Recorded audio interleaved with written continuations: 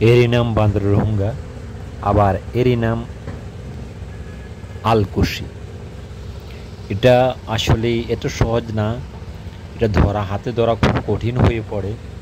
কারণ এই গাছের এই সিমের উপর যে পশমটা আছে, এই পশমটা যখন আপনার শরীরে লাগবে প্রচুর পরিমাণ চুলকাবে।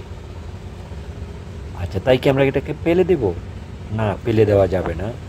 এটা আমরা যেইভাবে হোক এটাকে আমরা কারেকশন করে নেব। এটা হাকিমি ঔষধি প্রচুর একটা চাহিদা, প্রচুর মূল্য, যা আমাদের দেহের জন্য, মানব দেহের জন্য অনেক শক্তিশালী একটা ঔষধ। সেই জন্য এটাকে কেউ ফেলে দিতে চেষ্টা করে না এবং রাখতে চেষ্টা করে।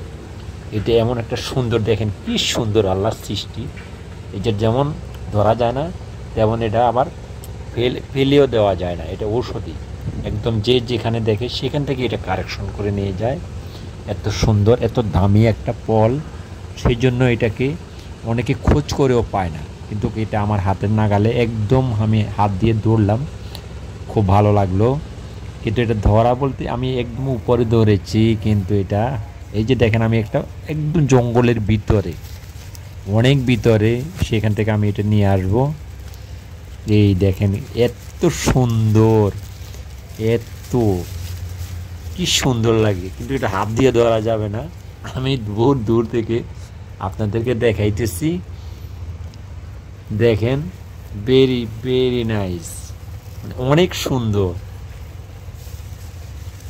চোখের দৃষ্টি। কিন্তু এটা আপনার যখন শরীরে এটা পশম পড়বে তখনই আপনি কি অসুস্থ হয়ে পড়বেন।